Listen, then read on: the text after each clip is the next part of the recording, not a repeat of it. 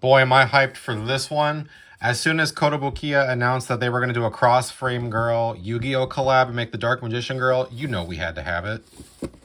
It's a pretty big box. This definitely isn't a tiny little MECHA MUSUME box.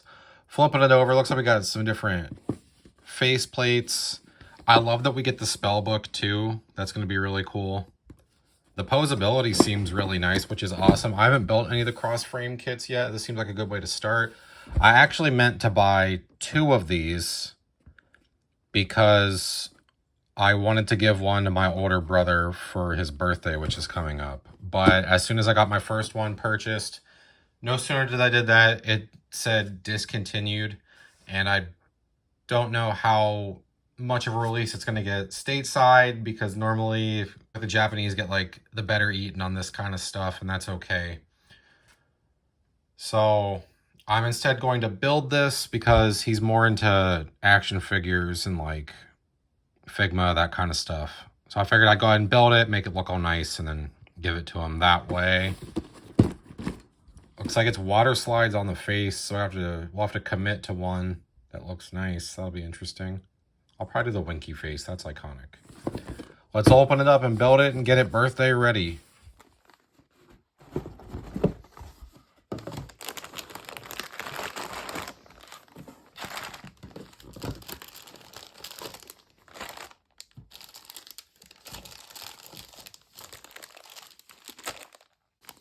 This is a relief. It looks like they come with face plates and water slide decals. I was worried it was going to be one or the other.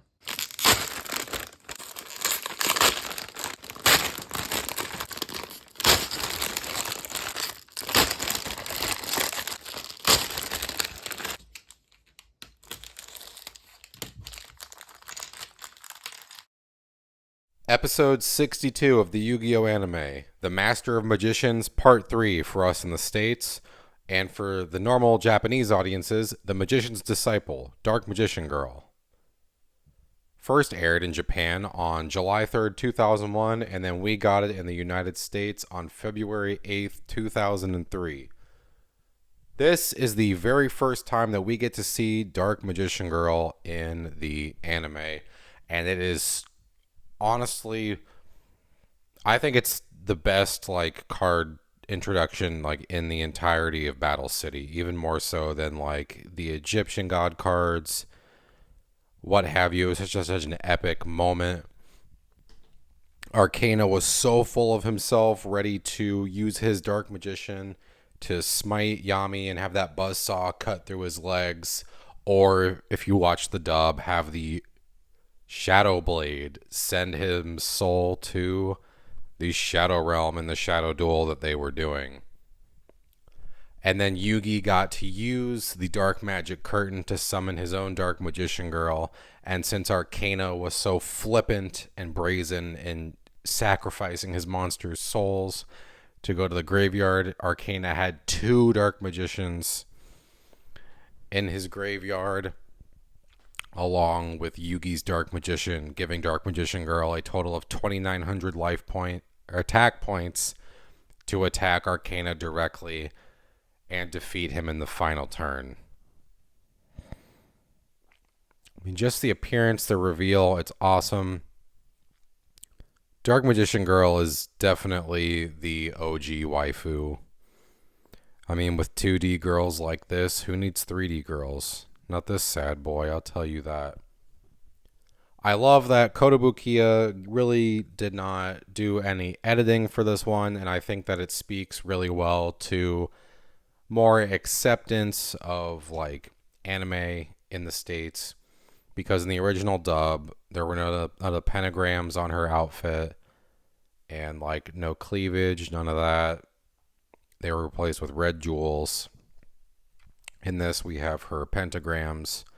And I even saw this item recently on like a GameStop listing. So we are getting them like stateside, like more and more. I know it's not the most mainstream a little bit. However, more and more we're seeing these anime and manga things push closer and closer into the forefront of US nerd culture. And I think that's really cool. I'm really happy for these advances. This is a great kit that everyone should get to build.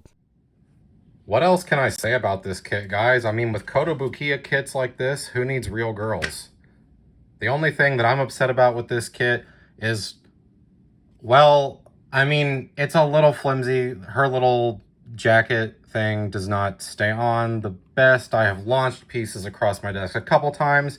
My other chief complaint is that she's just so tall. I'm gonna need a bigger mason jar to put her in, and I just, like, where do I buy that? Where do you guys get your jars? Onto her spell book. Very nice, intricately detailed. I bet if you took some dry paint, you could dry brush over these details and really make it pop.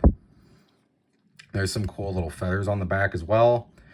My favorite detail about this book is that there's an actual little clasp that works. So that's sick. There's so much nice, like, little detailing here. We've got these spellbinding, like, magical, like, pentagrams as the base bottoms. And this extra little attachment is one that slides open. You can put her staff on if you want to pose her without the staff. Again, that's just another great detail we have here.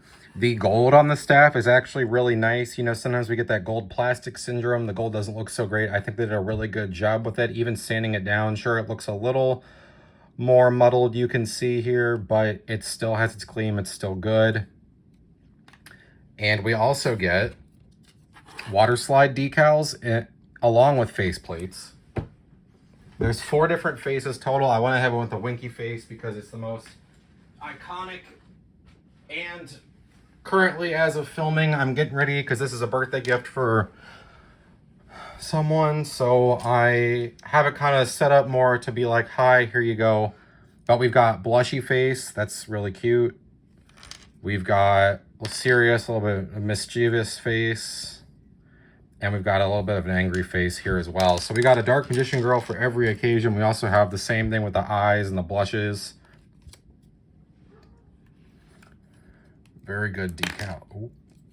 Like I said, I love this kit, just a little flimsy. Not horribly so, you know, it's not like a complete hand grenade of a kit.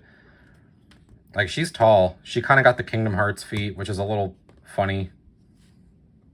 This kit also has a nice amount of extra parts. Dark Magician Girl has an extra neck piece, and we have hair parts that allow you to set up so that she can either not wear her hat.